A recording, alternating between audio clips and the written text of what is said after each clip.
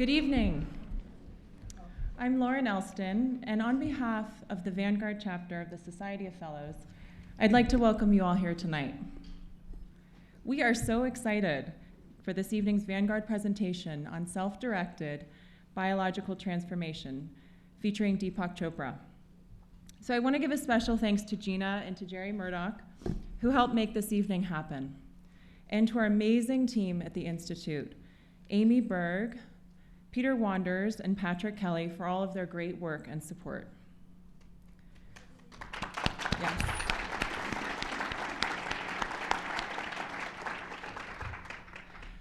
So the Vanguard chapter has become the primary point of access for younger supporters to engage in the work of the Institute. We're now going into our third year, and with about 300 Vanguard Fellows coming from 17 states across the country, both in our Vanguard Aspen and Vanguard Washington, D.C. chapters. So enjoy. Thank you for coming, and I'll pass it to Patrick. Thank you, Lauren. It is such a delight to see all of you here this evening. It's been a beautiful day in Aspen, a beautiful weekend, and what a special opportunity to come together to hear Dr. Chopra. I'm Patrick Kelly. I'm Deputy Director here at the Aspen Institute with the Society of Fellows donor group. And as Lauren said, the Society of Fellows is growing and growing. We're now at 1,300 members, including this 300 Vanguard chapter, which is just extraordinary. And I want to offer a special thanks to all of our trustees who are here this evening. This strikes me as such an opportunity to reconnect with what the Aspen Institute was founded on, now over 60 years ago. When Walter Pepka and his wife Elizabeth left Chicago, they came to Aspen, which at that time, of course, was a rundown, second-rate town. The silver boom had turned into the silver bust. The population had gone from 16 or 17,000 to around 400, some of whom may still be here, some of their ancestors. We now have fourth and fifth generation Aspenites who can tell the story of how this town has changed. And yet when the Institute was founded by the Pepkes, they really believed that Aspen was the place to be able to retreat from Chicago or New York or Los Angeles or Paris and reflect on how does one nurture the whole person, the mind, the body, the spirit. And that was very much the vision of what the Aspen Institute should stand for back in 1949 with the celebration, and then 1950 as the organization is founded. And so for 60 years on, we've been trying to encapsulate conversations like that here in Aspen, and now in Washington and in Hawaii and around the world. So with that, it gives me great delight to announce that we have a new series put together by Gina and by Jerry Murdoch, the Murdoch Mind, Body, and Spirit series, which is going to offer a new opportunity for us. In many ways, this is going to reinvigorate the mission of the Aspen Institute, this nurturing of the mind, body, spirit, by bringing world-class thinkers and organizers for conferences, for seminars, for closed-door discussions, for public lectures like this evening that all of you are gathered for. This strikes me as such an exceptional next step for the Aspen Institute. So special thanks, Gina, to you and Jerry for making this opportunity possible. With that, I'm going to introduce Gina, who will introduce our special guest. Thank you all.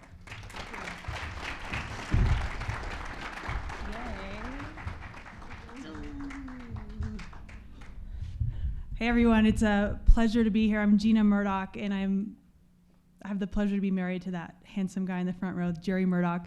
Raise your hand here if you know what the Aspen idea is. Have you guys heard of that? You're aware of it? There's a lot of hands up. When I first came to Aspen, I was really struck by the Aspen idea, and that's this notion that Aspen is a place where the human spirit can flourish, and that happens through the connection and the unification of mind, body, and spirit. So it's been a real pleasure. I just came back from 2 weeks of heli skiing, just pushing the body to the limit. And lo and behold, Deepak Chopra is at my house when I came home. And it's the coolest thing that's ever occurred in my whole life, almost, except for getting married to Jerry Murdoch at the Aspen Institute a couple years ago. So I don't want to take up too much time here. My job is to introduce Dr. Deepak Chopra. But I did want to say that when I founded the Aspen Yoga Society, and there's several awesome yogis in the audience. Raise your hand if you're a yogi.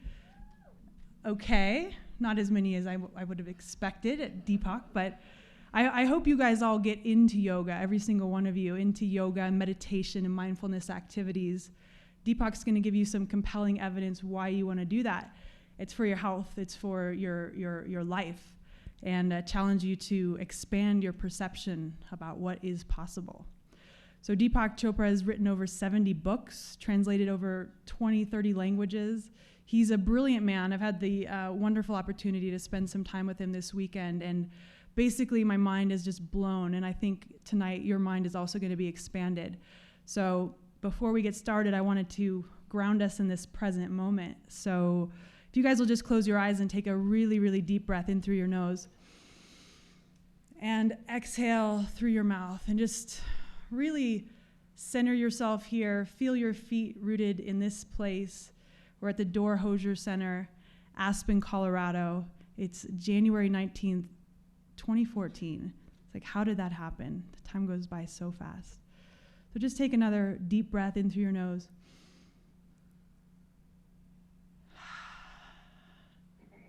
Feeling the connection of this place and all these beautiful people. And keep that sense, that really beautiful sense of inhale, exhale, calm presence, as we welcome the man, Mr. Deepak Chopra.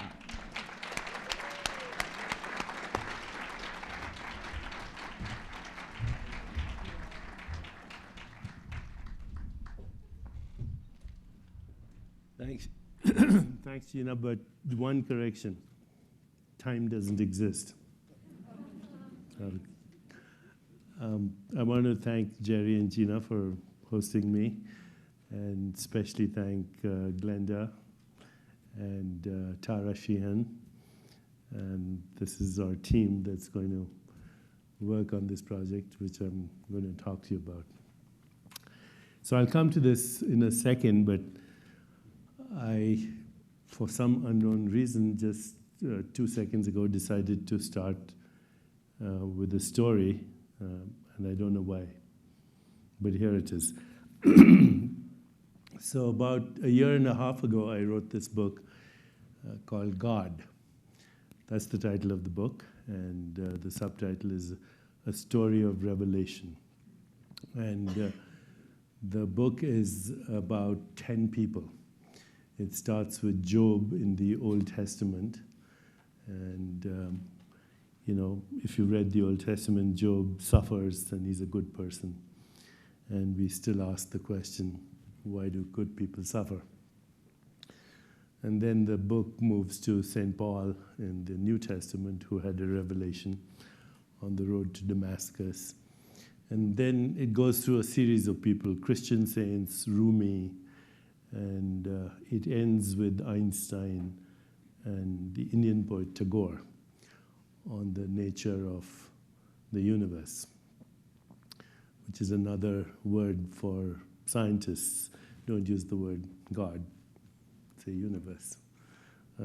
But it's a big mystery why the universe is there and why we have awareness of the universe.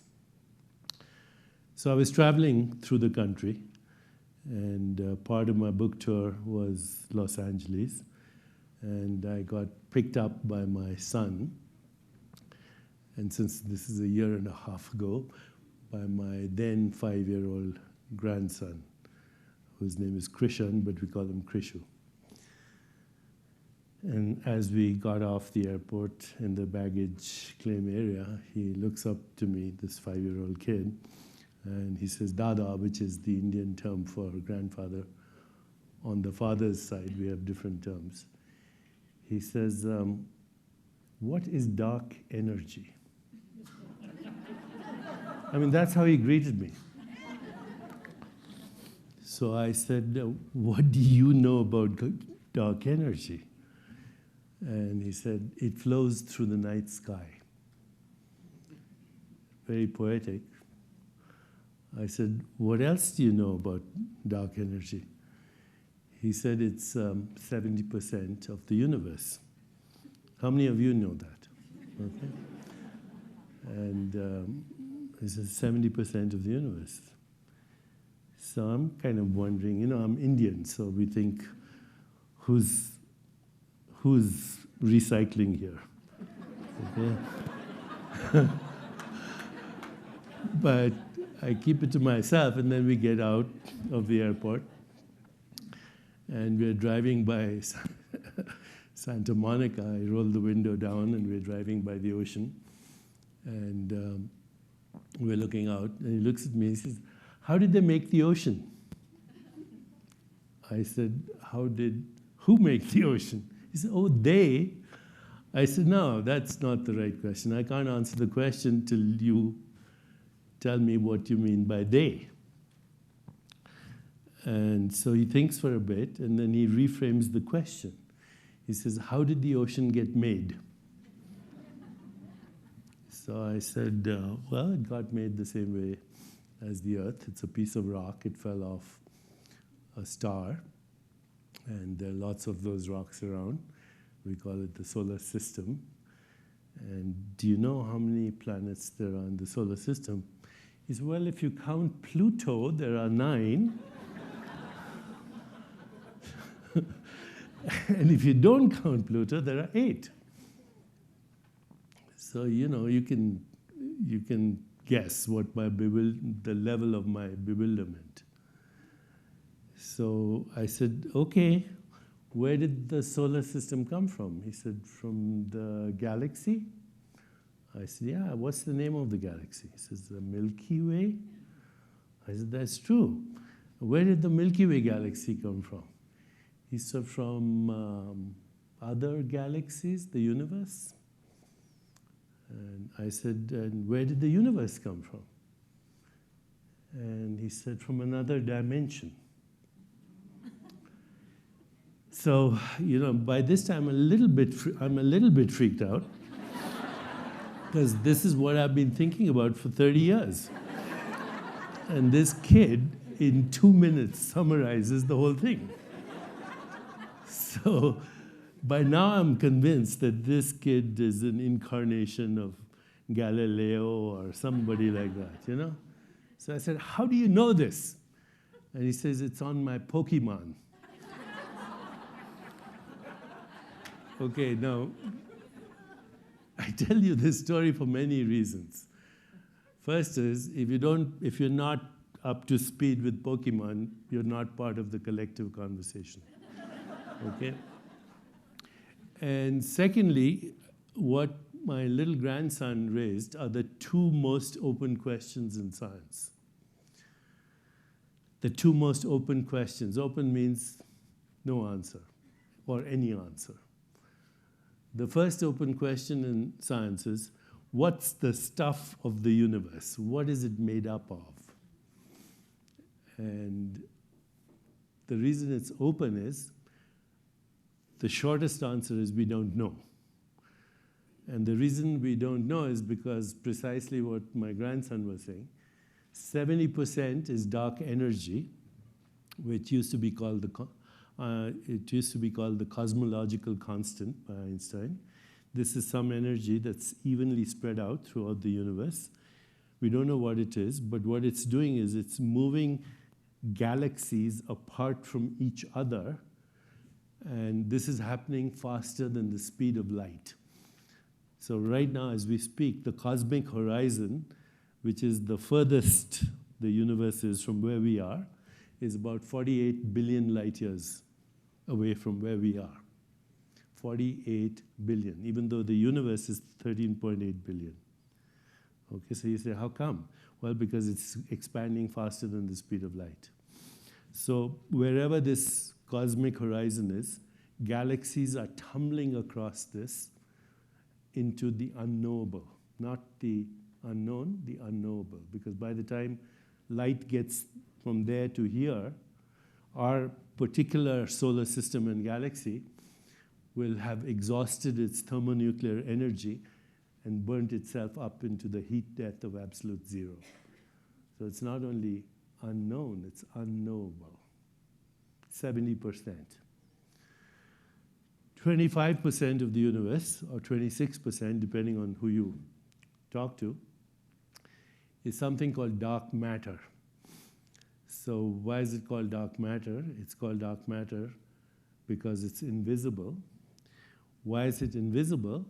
Because it does not emit light, it does not reflect light, it does not absorb light, and it does not radiate light. In other words, it's not atomic. You know, this is made up of atoms. Your body is made up of atoms. Everything that we know is made up of atoms. But dark matter is non-atomic. It's invisible. And why do we call it matter? The reason they call it matter is because it bends space-time in the same way as regular matter.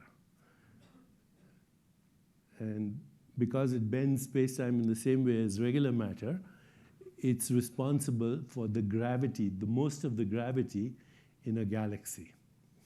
So were it not for this dark matter, you wouldn't have a galaxy held together. It's the scaffolding of a galaxy.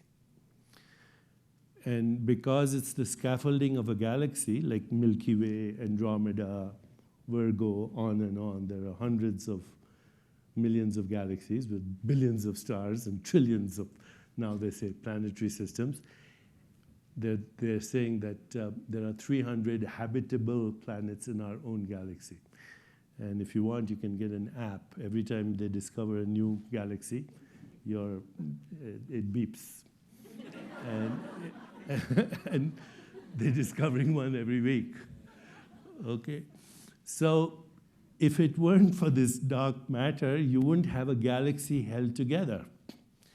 And if you didn't have a galaxy held together, our solar system wouldn't be held together, which means you and I would not be held together.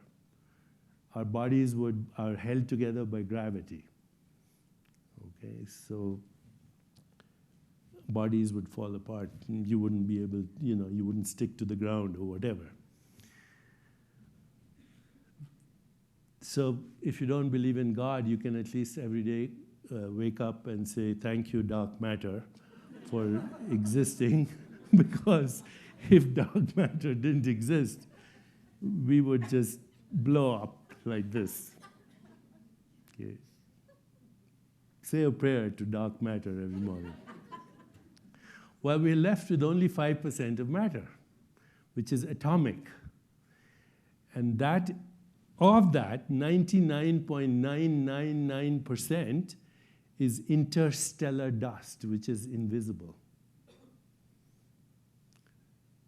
And if you don't believe me, you can go Google this information or whatever.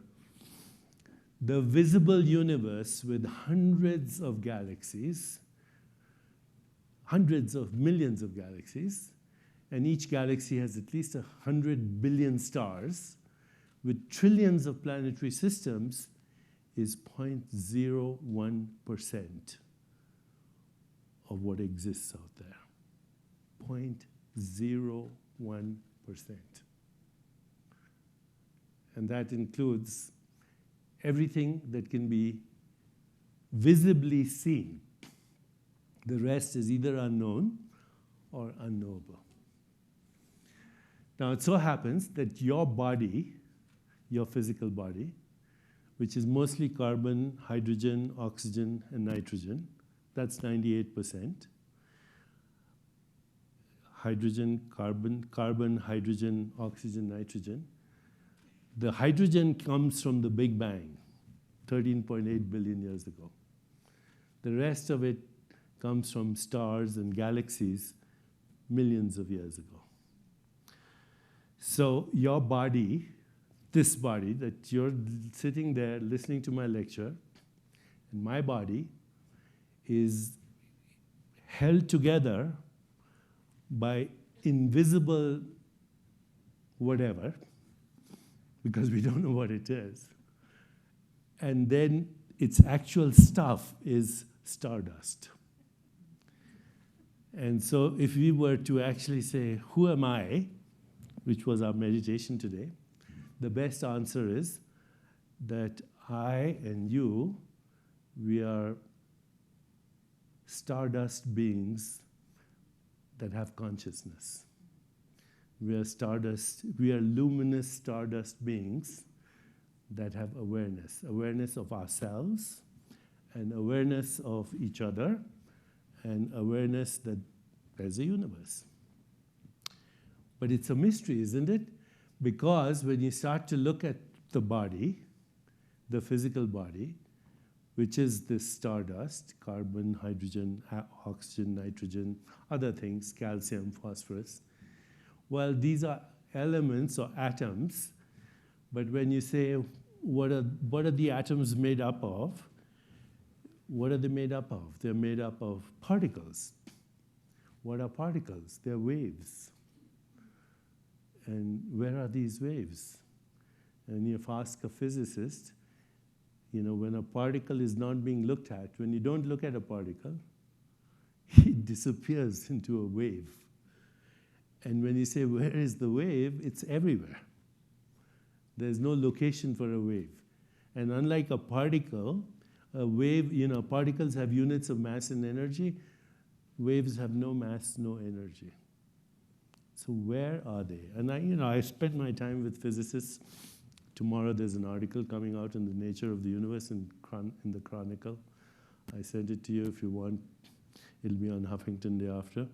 But the fact is, what's the nature of the universe? What's it made up of? The answer is nothing. Because everything is invisible, and what the little bit that is visible is also made up of molecules, atoms, subatomic particles, and when you go beyond that, you end up with nothing. Okay? So this physical body and that physical body, it appears to be material to our senses, but it's actually nothing. When you go beyond the appearance of molecules, you end into a subatomic cloud. You go into the cloud, you end up with nothing. In fact, you can read popular books these days, The Universe from Nothing. So the crucial question then is, what is the nothing from which we all come? What is the nothing from which everything comes? Dark matter, dark energy, atoms, molecules, physical bodies, stars, galaxies, trees, dogs, insects, everything. Is it just a void, or is it the womb of creation? What is the womb of creation? Does nature go to the same place to create a galaxy of stars, a cluster of nebulas, a rainforest, human body? A thought. What's a thought? Where does a thought come from? So these are, as I said, open questions. Open means any answer will do because we don't have an answer. That's the first open question in science. The second open question in science is, what is consciousness? And when I say consciousness, I use the consciousness synonymously with awareness. So we exist, number one, but the second thing is we know that we exist. I know that you exist. Now, if you ask me what is the nature of existence, the answer is we don't know. It's nothing. And then you say, how do you know that you exist? You say, because I'm conscious. And then you say, where is this consciousness? The answer is we don't know scientifically. Okay. People have struggled with this for thousands of years. And for the last 200-300 years, people have actually said, because brain science has evolved, and you have an Aspen Brain Forum, and you have Paul Allen funding a Institute for Brain Research in Seattle. So the fashion for the last few decades is consciousness is created by the brain. Okay, it's a reasonable thing to think. So biologists especially, they say consciousness is a product of the brain, just like your pancreas makes pancreatic juice, your gallbladder makes bile, your stomach makes hydrochloric acid, your brain secretes consciousness. So if you have thoughts, feelings, emotions, memories, desires, intention, instincts, drives, creativity, free will, it's produced by your brain. And that's been the fashionable thing to say. In fact, now that we have MRIs, you know, when you imagine a sunset or you have a thought, we can look at the brain and see which part of the brain lights up. So it's reasonable to assume that your consciousness is produced by the brain. The problem is we don't know if it is, then how? How do neural networks, electrical firings, electricity basically, produce thought? If they do. In fact, this is the second open question. We do not know how we experience anything. We do not know how we experience anything. So let me give you an example of that. Think of a beautiful sunset in the mountains here. Can you think of one? Do you see a picture? You see a picture? Where's the picture? Do you think if I went inside your brain, I would see a picture of a sunset? All you see is electricity and molecules. So where's the picture? You're not experiencing electricity, you're experiencing a picture. Or if I say to you, think of the love you experience for your husband or your children, you have a feeling, right? Where's that feeling? If I go in the brain, there's only electrochemicals. So how do you get that experience? Or if I say, what's this color? And what is this color? Do you see any blue rays of light coming from here to your eyes? What's coming to your eyes? Photons with no color. What's going from your eyes to your brain? Electricity with no color. What's happening in your brain? Chemicals. So where's the blue? No answer. Okay, in fact, everything that we experience as the physical world, as we experience right now, as Aspen, you look out of the window, everything that you experience and we experience each other, all that's going to your brain through your five senses is electricity. That's all. Every sense converts into electricity and action potential, chemicals, but we experience sound, touch, sight, taste, smell. We experience a three-dimensional world in space and time. How? What's the answer? Don't know.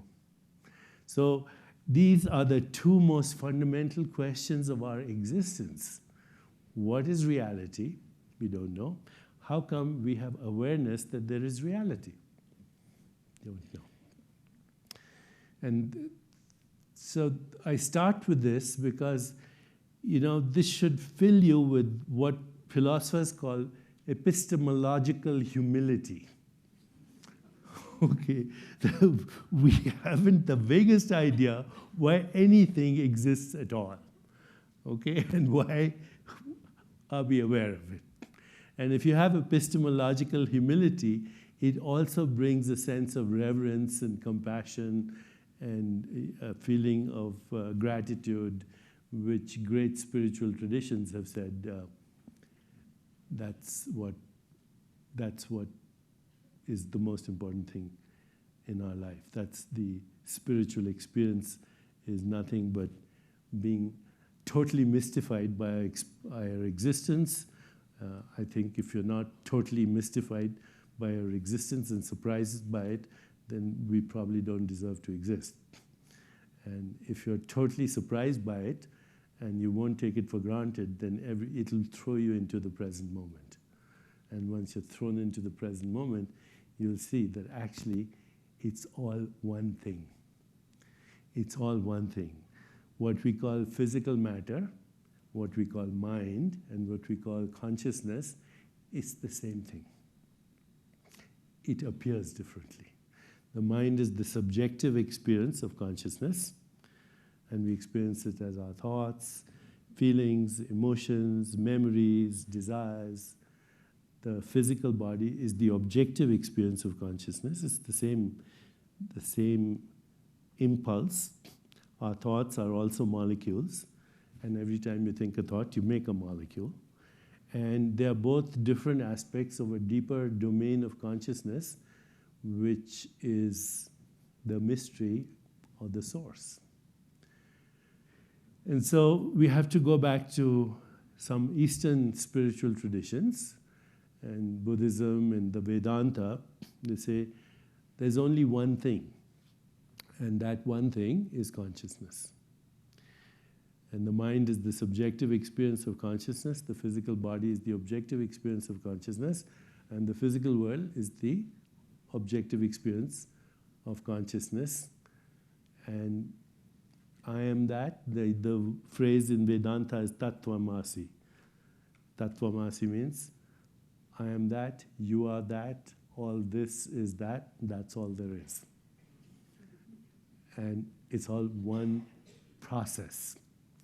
Now, this is called the perennial philosophy. It's not particularly Indian, but it is also, because it goes back to the Vedanta. Buddhism came from it, but it is also what Aldous Huxley called the perennial philosophy. The transcendentalists like Emerson, Thoreau spoke of it. William Blake spoke of it. It's called perennial philosophy because people throughout the ages have experienced what is called pure consciousness. And pure consciousness is a field of possibilities. It's a field of creativity.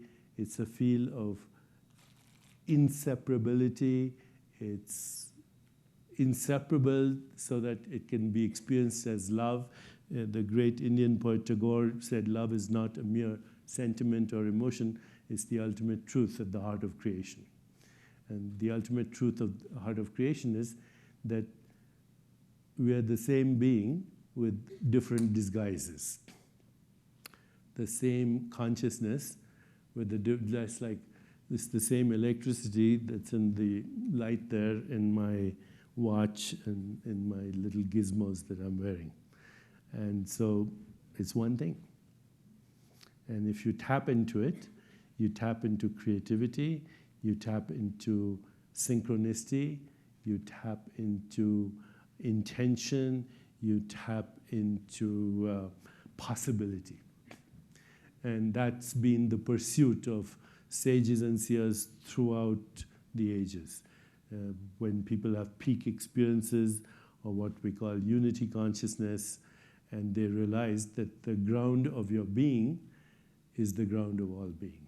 The self of the universe, so we say self-directed biological transformation. So obviously, what is the self? And most people say the self is, a lot of people will say it's my body. But your body is star stuff, which is recycling. I don't know if you know, but you recycle almost your entire body, except for cartilage and some little pieces of cartilage and bone. You recycle almost your entire body every year, 98% of it. So your stomach recycles every 5 days. Your skeleton recycles every 3 months. Your skin recycles once a month. Your DNA, which is, what is DNA? It's very interesting because we're talking about genes. What are genes? Okay, did you know that 70% of your genes are the same as a banana? Okay. There's a lot of genes that you have. 80% are the same as a monkey. 98-point-something% are the same as a chimpanzee. 80% are the same as a mouse, sorry. Okay. So DNA is the record in your body of evolution. Your DNA goes back to the first living organisms that appeared on the rims of volcanoes 2.8 billion years ago. So next time you want to impress somebody at a cocktail party, these organisms are called chemolitho-autotrophic hyperthermophiles. Yes, chemolithoautotrophic hyperthermophiles. Chemo because they're chemicals, okay? Chemolithoautotrophic, they lived on the rims of rocks.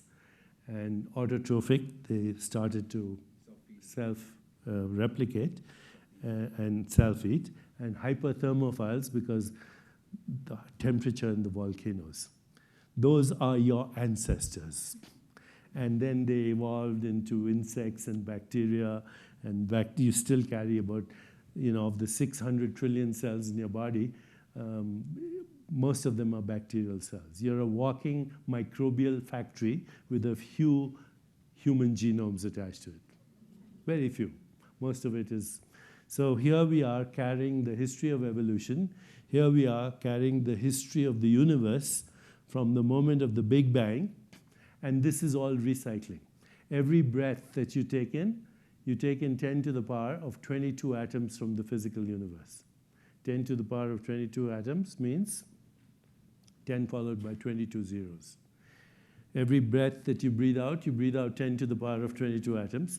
So at the atomic level, you're breathing out little bits and pieces of your heart and kidney and brain tissue. And technically speaking, we're all intimately sharing our organs with each other all the time. So, the great American poet, Walt Whitman, he said, every atom that belongs to you belongs to me as well. Every atom that belongs to you as well belongs to me. Walt Whitman. This is not a metaphor of poetry. This is a fact of biology. You have 1 million atoms in your body right now that were once in the body of Jesus Christ, or Moses, or Genghis Khan, or anyone you want to think about. In just the last 3 weeks, a quadrillion atoms have gone through your body that have gone through the body of every other living species on this planet. So think of a tree in Africa, think of a squirrel in Siberia, think of a peasant in China, think of a taxi driver in Manhattan or Calcutta. You've stuff in your body that was there only 3 weeks ago. And in 1 year, you've recycled the whole thing. So if you think you're your physical body, you have a bit of a problem. Which one are you talking about? This is my year 2014 model. January, what month are we in? January 19th. Last time I came to Aspen, I brought the same suitcase, but not the same physical body. My suitcase has a longer shelf life than my body. Okay? And my body doesn't belong to me. Your automobile may belong to you. Your house, beautiful house in Aspen may belong to you, but your body doesn't. You have to share it with mine and with every other species on this planet. So that's the first thing. Your body is not a thing. At the most basic level, your body is made out of nothing. And at the most basic level, your body needs all this dark matter of the universe to keep it around. And it's the recycling of stardust. And so you say, hey, this is amazing, but it's not mine. Okay, so then we say, as I said earlier, where's the mind? What's the mind? And scientists have a lot of problems with these words because nobody knows what they're talking about.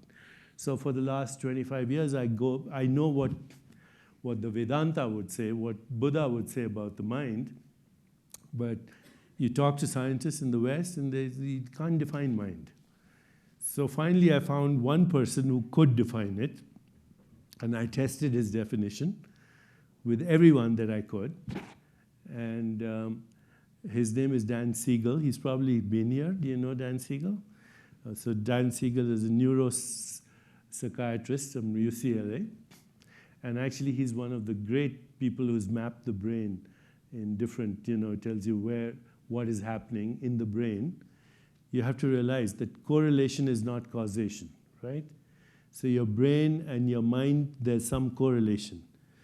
But it doesn't seem to be causation, because you have to think a thought in order to fire a neuron.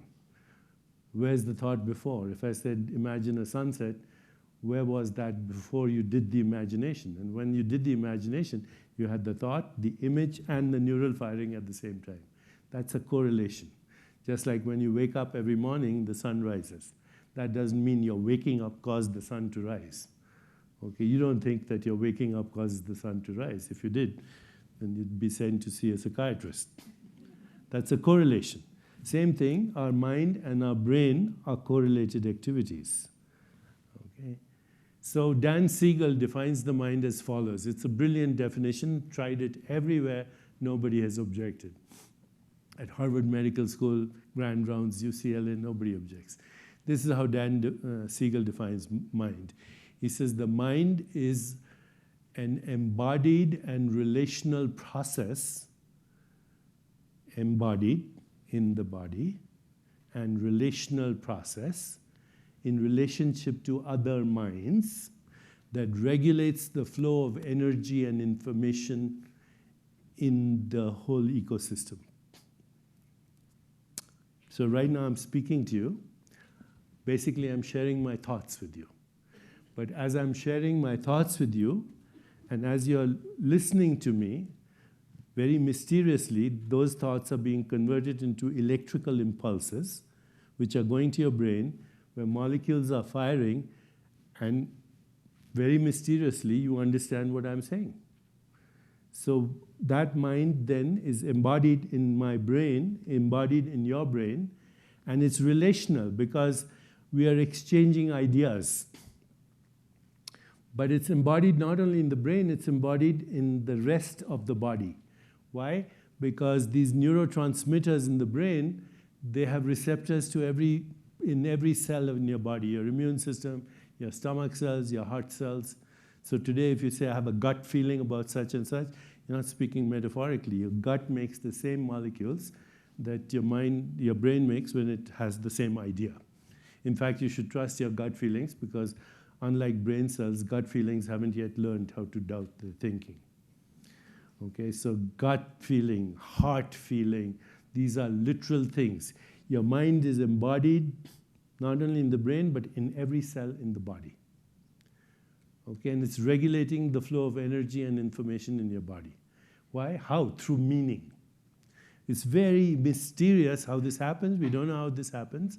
But just remember, your mind is not in your brain. It's everywhere. Okay? And it's in all the cells of your body. It just happens to speak in English with an Indian accent here. That's the only difference. It's kind of linguistic here. But everywhere, the mind is floating in your brain, in your body, and now through the internet in the entire cyberspace. It's going right through this space. You send somebody a tweet, a picture, boom, right through this space, through those walls, bouncing off satellites, going through cable channels. The mind is everywhere. It was everywhere. But now our technology is saying, actually, we can see it. I just took a picture of Jerry and sent it to somebody in China. And what went from here to China wasn't a picture. Some photons bounced against each other, went through these walls, and went and showed up in somewhere in China in somebody's iPhone. And from there, an electrical impulse went to their brain, and they saw a picture in their consciousness. So the only space where we share everything is mind space, is consciousness space. The rest is just detours. You know, if you write a tweet or you send a letter to somebody, and what we process is meaning. So if somebody says, I love you, and you're in love with them, what happens in your biology? You make dopamine, oxytocin, serotonin, and opiates. So opiates make you feel high. Dopamine makes you happy. Serotonin gives you self-esteem. And oxytocin makes you want to cuddle. Okay? And all you've heard is 3 words. I love you. And those 3 words were transmitted to your consciousness through electricity, through photons. Now let's say the person who says, I love you, is the person that you're now thinking of maybe divorcing. and he or she says, I love you, do you think you'll make dopamine? You think you'll make oxytocin? You'll make cortisol and adrenaline. Okay? That'll raise up your blood pressure. That'll suppress your immune system. And you say, it's the same three words. The same three words, the same electricity that goes to your brain. How come completely different process? And where is this process being done? So the mind is an embodied and relational process that's regulating the flow of energy and information, but what is processing this energy and information? It's your consciousness, it's your spirit. Okay? Because there's no mechanical substance, no electrical thing that can process meaning. How do you process meaning? So, there's all this work on artificial intelligence, and it's very good, but it's all based on algorithms. Okay? Meaning, imagination, feeling, subjectivity, creativity, choice. How do you program that? Because programs are based on mathematical algorithms, and this is totally unpredictable. Where is context? Where is meaning? Where is purpose? Where is choice? Where is creativity? It's not in your brain.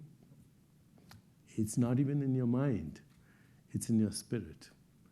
And that spirit is consciousness. So consciousness is the self.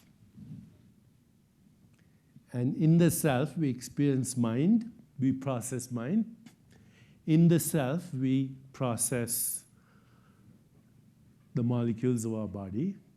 It's from there that things are popping in and out. And now we have to find out the nature of this consciousness. And, there are many scientists who say, number one, consciousness is non-local. Non-local means it cannot be localized. But actually, the whole universe is non-local. You can't localize anything. The molecules of your body are recycling everywhere. Your mind is recycling everywhere. And so your consciousness is also non-local. It doesn't have a location. It's non-local not only in space, but also in time. That means it's eternal. In the Vedanta, they say, water cannot wet it, wind cannot dry it, weapons cannot shatter it, fire cannot burn it. It's eternal, it's timeless. Okay, but as it becomes local, it appears to be time-bound. It appears as bodies, minds, observers, modes of observation, etc. And of course, we process our senses differently. If there's an insect with 100 eyes and is looking at Deepak Chopra, first of all, it doesn't have a label. The dog at the White House doesn't know that President Obama is this important guy. Okay, that's a human thing. But every sentient being actually has its own version of the universe. An insect with 100 eyes, I don't know what it sees when it looks at me. A dolphin's universe is infrasonic. A bat through the echo of ultrasound. A chameleon's eyeballs swivel on two different axes. You can't even remotely imagine what this room would look like to a chameleon. So there's no such thing as a fixed reality. It all depends who's looking, what is the instrument of observation, what is the context, the cultural, the scientific, the religious. It's too complicated. Okay? What is reality?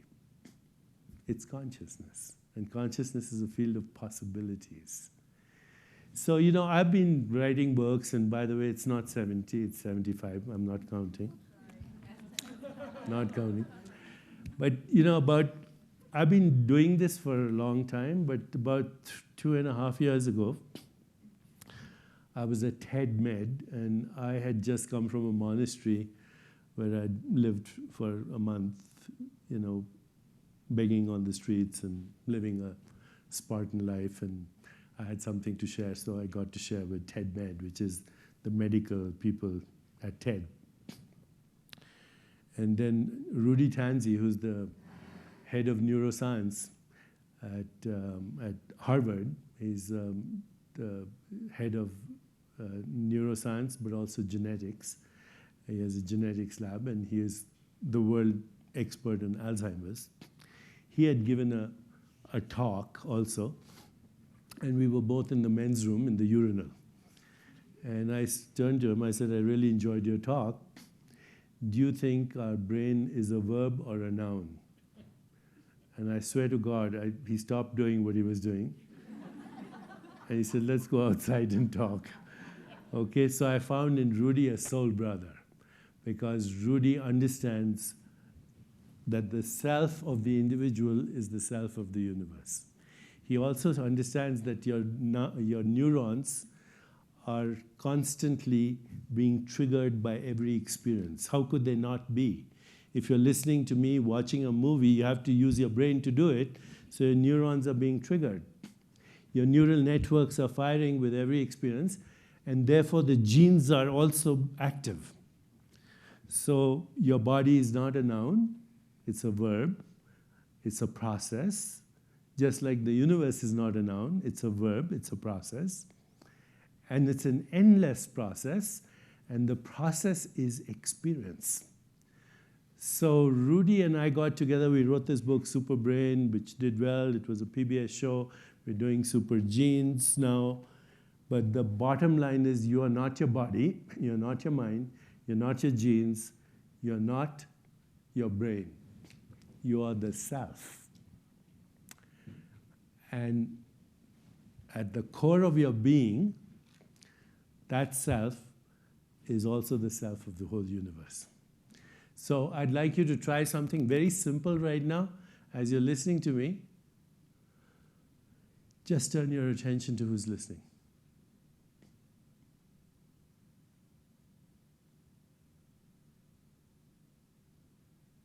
As you're listening to me, be aware of the listener.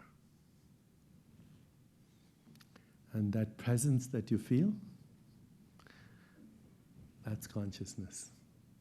Spiritual traditions call it the soul. It's not your mind, which might be saying, I wish I'd gone to the bathroom before the lecture. What am I going to have for dinner? That's a conversation. And that conversation comes and goes. But this presence is always there.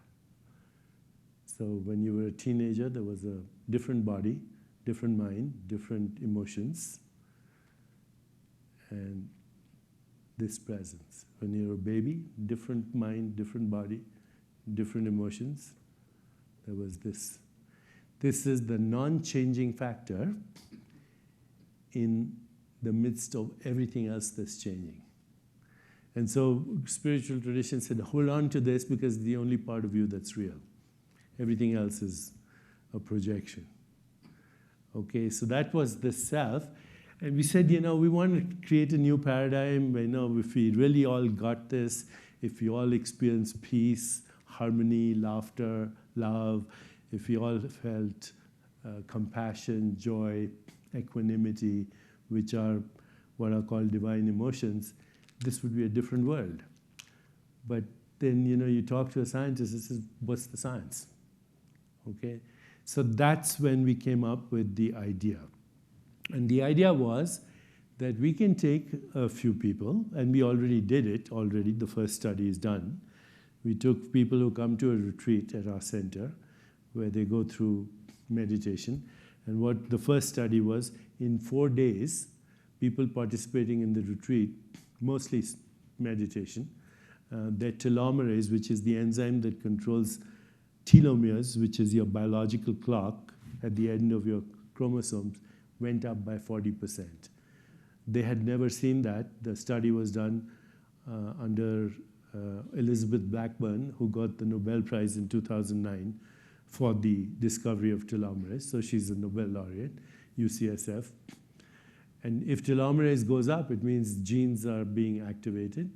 And now we know there are about 500 genes that are responsible for inflammation. And when you're sick for any reason, doesn't matter what the sickness is, the 500 genes that cause inflammation, they get what is called downregulated, more inflammation. So genes are like activities, they're verbs. You can dial them up or you can dial them down, depending on the quality of your life. Okay, so we did telomeres, then we went to Scripps, and we said that our foundation, we went to Scripps, and we said, can you do digital readouts of what's happening in biology when our subjects meditate? So now the technology is so simple. You have a little sensor, you wear it here, another little sensor, it's the size of a quarter, literally, and the consistency of a Band-Aid. You don't even know that you're wearing it.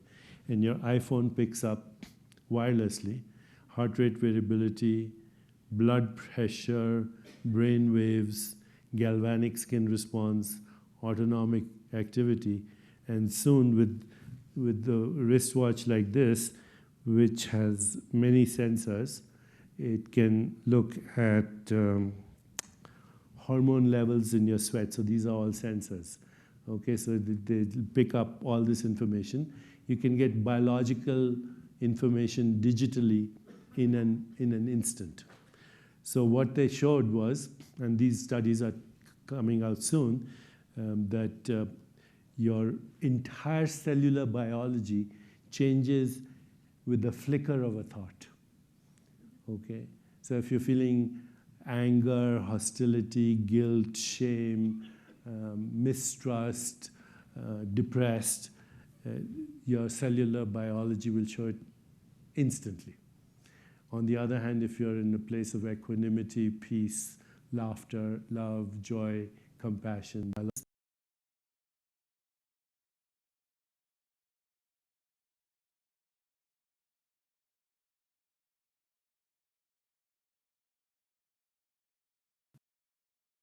inflammation, or its opposite, telomerase, which is the enzyme that controls the aging response. Then there are other enzyme activities that regulate cellular biology, or what is called self-regulation or healing. And there's then gene expression. So we got these results, and then I said to Rudy, I said, you know, why don't we publish this? And we published it in LinkedIn. It was the most popular post for the new year. And then I said to Rudy, why don't we put together a group of people? And these include the best in their field. So Rudy's geneticist, brain scientist at Harvard. There's another person over there who does imaging. And then there's Eric Schott, who does gene expression at Mount Sinai. We got a stem cell researcher. We got Elizabeth Blackburn's team. And who else? And Eric Topol at Scripps.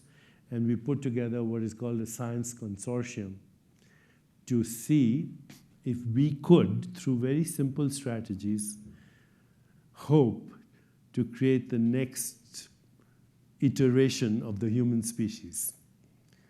Biological transformation at the genetic level, changing the brain, and because now we know that epigenetics, the genes that get active, they influence the next generation. So in mice, you've seen these studies maybe recently, that mice that are exposed to a smell and then at the same time given electrical shock, so they associate the smell with fear, the next generation of mice will feel fear when exposed to the same smell. So this is called soft inheritance. And what we are saying is, if your genes, your neural networks, and everything at the level of cell biology is literally the metabolism of experience. Simple word. It's the metabolism of experience. We metabolize experience in our consciousness and we turn it into our biology. If this is true, and it seems to be with the studies, then let's do it. So let's take 50 people and create super brains, super genes, super biology. And the best way to measure it is through cell biology and also the biological markers of aging. Until now, the biological markers of aging have been crude: blood pressure, bone density, skin thickness, number of wrinkles, immune function, hormone levels. but now they're much more sophisticated. We can do cell biology. So the goal is first stop the biological process, stop, and then see how much you can reverse it. Okay? Theoretically now, scientists talk about 3 types of aging: biological aging, chronological aging, and psychological aging. So there are many things that influence your biological aging. One of them is your expectations of what it means to age. So if you think that you should retire at 65 and go to Florida and live in a nursing home afterwards, it's going to happen. On the other hand, if you think as you grow older you get wiser and sexier and more youthful, that's also going to happen. So we looked at 10 things that we do: changing perceptions, good sleep, meditation, healthy emotions, healthy food, not too complicated, by the way. You don't have to be a fanatic. You have to just enjoy life. So exercise, sleep, healthy emotions. What else did I say? Changing our expectations and perceptions, removing toxicity from your life. No toxic emotions, no toxic relationships, no toxic food. Okay? And then just be flexible in consciousness. Cultivate love, compassion, joy, equanimity, and let's see what happens. The early data shows that you'll change your biology. Now, to what extent, we don't know, but to a very significant extent. Your biological age does not have to match your chronological age. It can be 30 years different. Okay, so you could be 80, and you could chronologically, and you could be 55 biologically. On the other hand, you could be 55 chronologically, and you're smoking 2 packs a day, you're waking up with a hangover, you're in the midst of a messy divorce, and you're worried about your money. Your biological age is going to reflect that. Okay, so what we are saying is we are now embarking on a consciousness-based biology, understanding, and also technology, because technology is here to serve us. Technology is also the universe expressing itself as part of its evolution through the human nervous system. And I firmly believe this technology can create a new global brain through our social networks. What are the social networks? They're the neural networks of a global brain, emerging global brain. I mean, I went recently to the Middle East, and we had plane loads of people coming from Saudi Arabia and Wales, and they would take their veils off and come to the lecture in jeans and argue with you. And how did you find out that we were having this? Twitter. Okay, so we are in a different age, and I think we have the capacity to do this. So our initial goal is to take 50 subjects. We'll finance it through the people who'll finance their own studies. Okay, so if you want to be a participant, you finance your own study, and we get all the 5 institutions: Mount Sinai, Scripps, UCSF, Harvard, and Chopra Foundation. We have Jerry and Glenda and Tara as our advisory committee.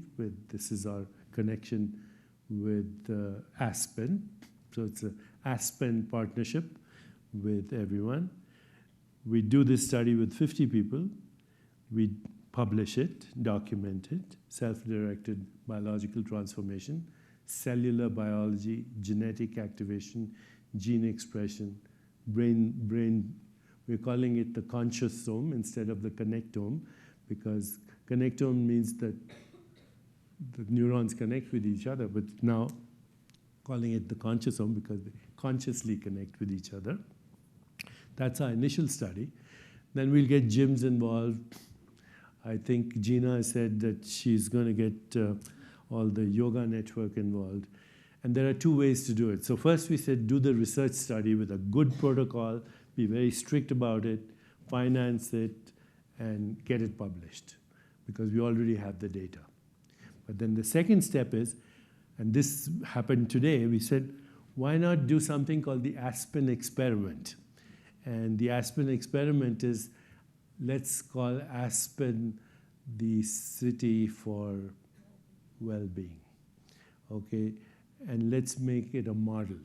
So we don't have to do the research, but we can all join in participating in the activity.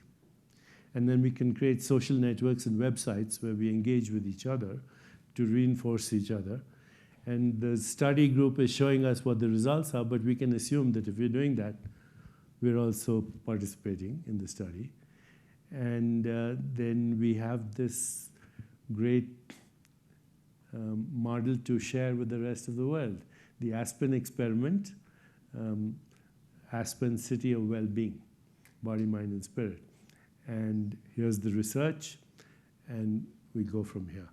So what we would like you to do, if you want to be part of the study or you just want to participate, leave your email.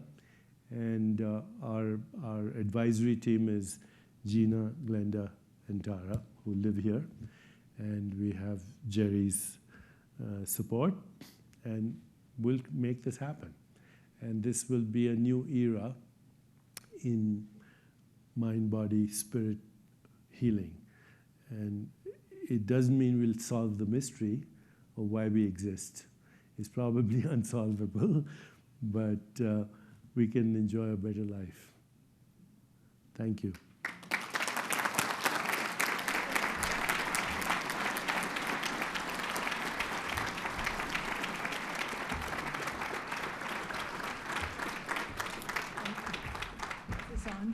Is it on? Deepak, thank you so much. Thank you. I think you all know, can everybody hear me? Yes? I'm Glenda Greenwald, president of the Aspen Brain Forum and Aspen Brain Lab. I want to thank the Aspen Institute and the Vanguard Society, and Gina and Jerry Murdoch for making this possible, and all of you for coming out on a nice cold night tonight.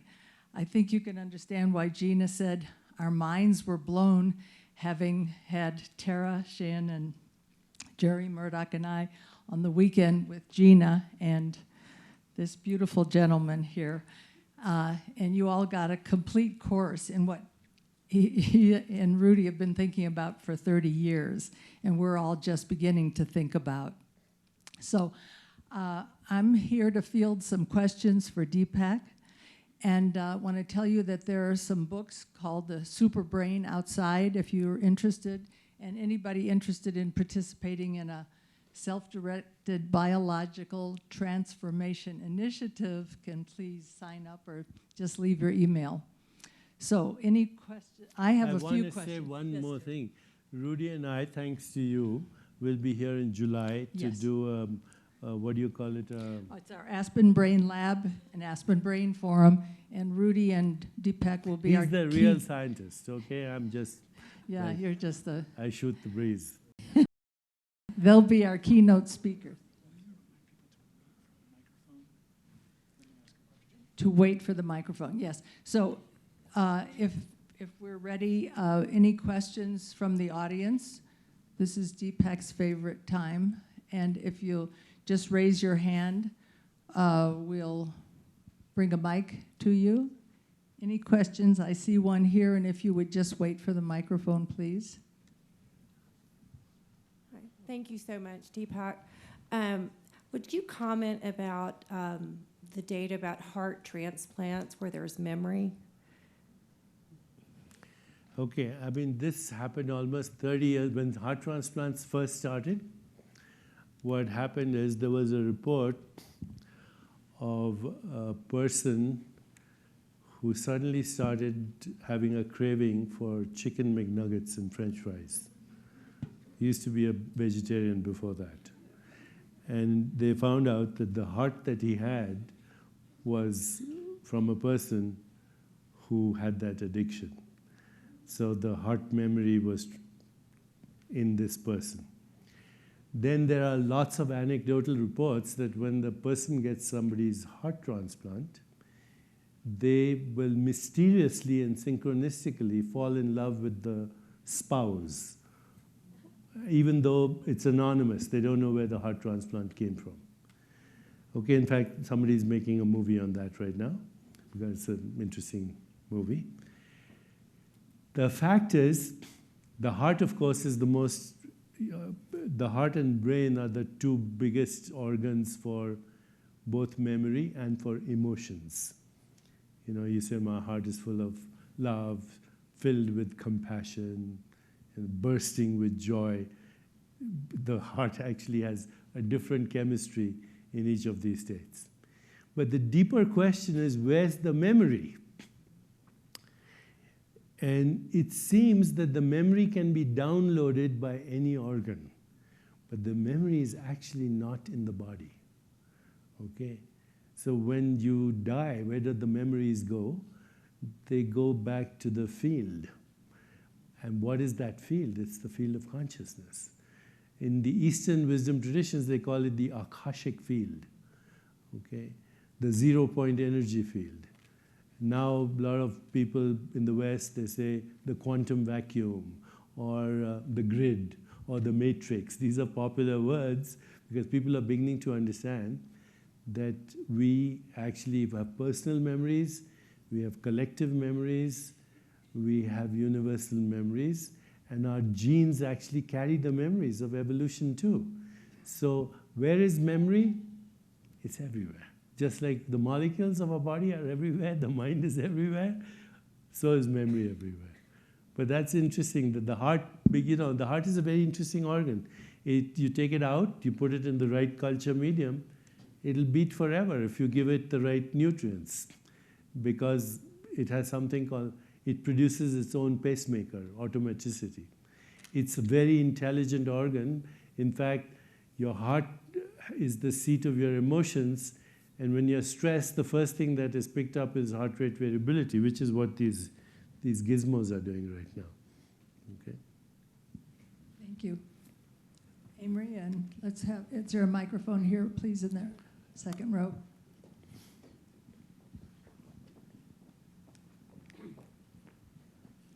As the search for intelligent life on Earth continues, I've made the acquaintance of a family of bonobos in Des Moines that have been co-reared with humans for 3 generations now, for 30 years. And the little 3-year-old bonobo, who is quite bilingual and bicultural, turns out to have a cluster in his placental DNA of 300 genes activated, normally associated with language, that are activated in humans but never before observed to be in other great apes. So it's a remarkable bit of epigenetic story starting to unfold. Could you, in that context, say more about consciousness as it extends to other beings than ourselves? You know, if you had asked me this question 10 years ago, I would have said, you know, it's all kind of folklore. I was at a conference that Stuart Hameroff has in Tucson, in Arizona. And, you know, Stuart has worked with Sir Roger Penrose, and they have a theory of consciousness downloading through microtubules. They have thousands of scientists come there. So in the middle of this conference, a woman comes up to me and she says, you know, I communicate with birds. So, you know, I'm saying, you know, people come up to me and say all kinds of things. You know, so I said, what do you mean? She says, well, I can talk to a bird. And I said, show me. So we went in the garden. She sat down, and she looked at a bird on a tree, and she did something, and the bird flew over and was on her lap. And she stroked it, and then she let it go. I mean, I'd never seen anything like this, you know?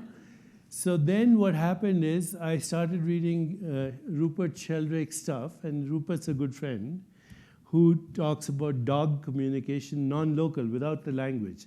So your dog is in Paris, you're in London, and you decide to call home on the phone. The dog goes to the phone before you ring the bell, before the bell rings. Or when you decide to come home, the dog comes to the front door.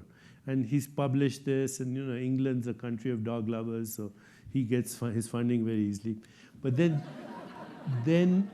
3 years ago, he put on his website a video of a parrot called Enkisi. And this parrot belongs to a woman, a black woman in Harlem. And this parrot is not only can speak, has a vocabulary of 2,000 words, which some parrots do. It's a lot, by the way. I mean, Shakespeare's vocabulary was maybe 7,000, so 2,000 is pretty good for a parrot, right?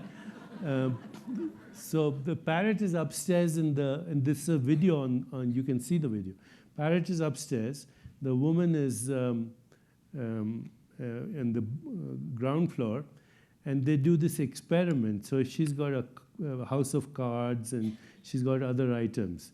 She picks up the phone, and the parrot upstairs says, hello, hello.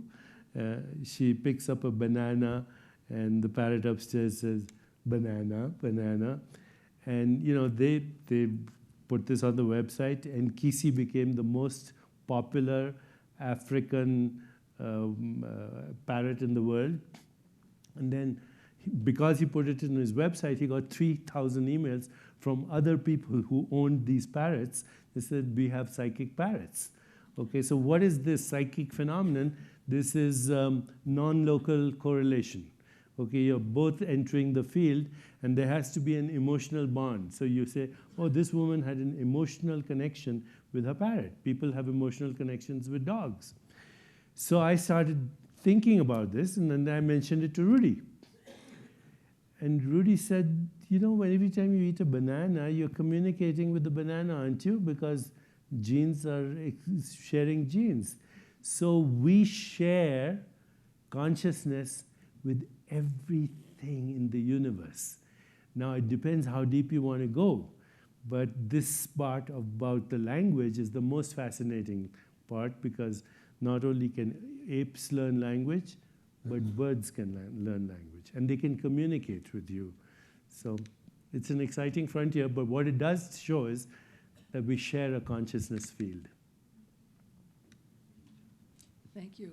Any other So questions? this is In getting the a third bit- row, if there's a mic, please.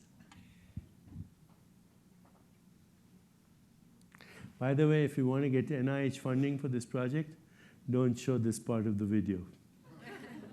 Anyway. All these communicating with parrots and psychic birds. You lose your funding immediately.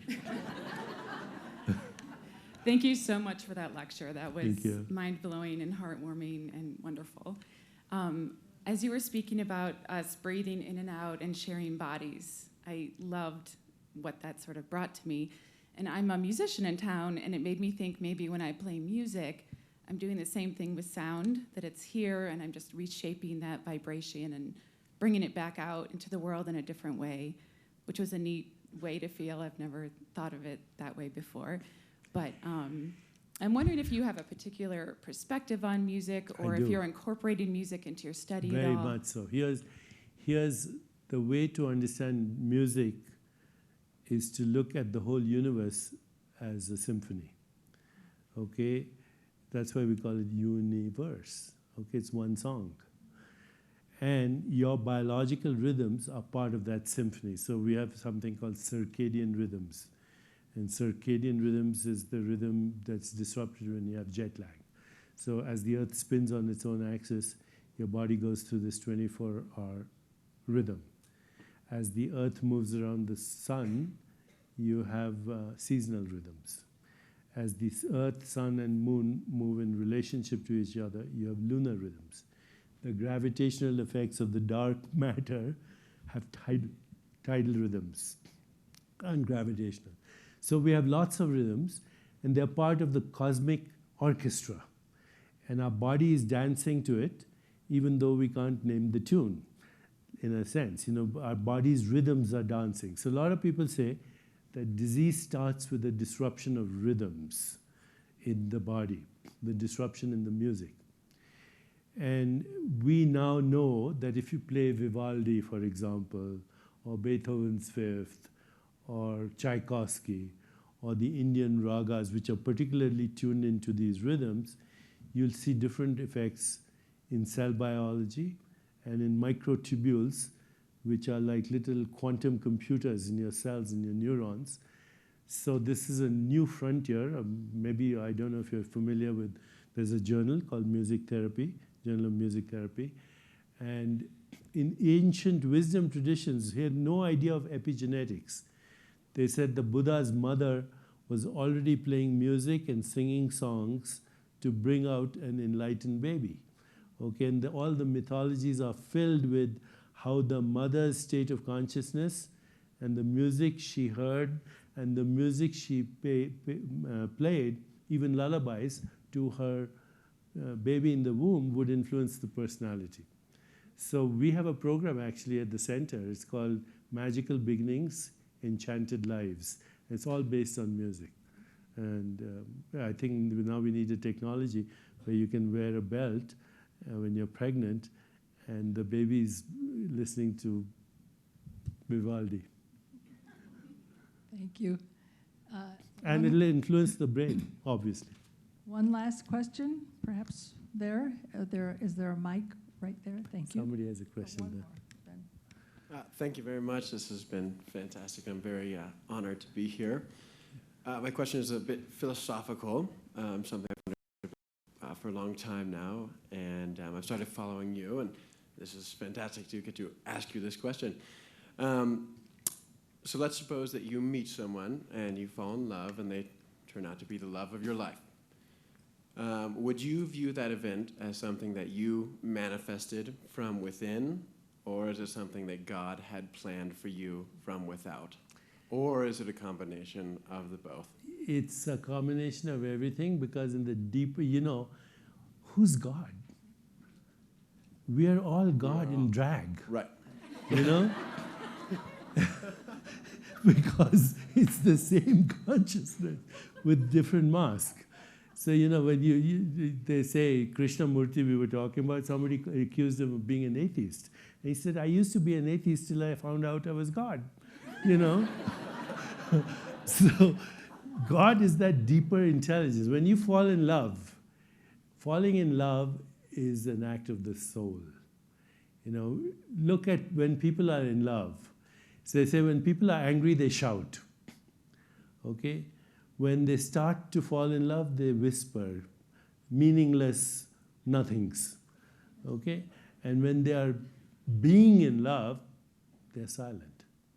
Okay, so the deeper you go, that's a soul communion. Okay, so falling in love is an act of the soul. Thank you. It's your closest glimpse of God. Perfect. Was there one more quick question over here? Are we all set? There's a question. One more? An author, a physician in Santa Fe, has written a book, One Mind, and he tells the story of how the coyotes came up to his window and he communicated with the animals as he was writing it. The coyotes, oh, thank you. As if the coyotes were saying, get it right. And so his concepts of communicating with every sentient being as one mind, could you reflect on your perceptions of that concept? The author that you mentioned is Larry Dossey, Correct. and the book is called One Mind. And when I was an intern, I read his book, Space, Time, and Medicine. And he was the one who inspired me. And Larry Dossey is somebody you should have here. Absolutely. And he is brilliant. And yes, the book is that we all share one mind. And we are part of that one mind. It's another word for consciousness. And therefore, these shamanic traditions, the shamans of South America, the healers, the Aborigines in Australia or wherever, the Vedic rishis, they felt themselves to be a part of a living universe. And that was the one mind. The universe is the one mind. I think that's what you've been saying the whole time. That's perfect. Perfect way to end. Thank you so much, Deepak. tell about the reception. Just a word, there is a Vanguard chapter reception downstairs. And thank you all for coming again. We look forward to seeing you next time. And there are books outside. Are there autographed books outside? Thank you.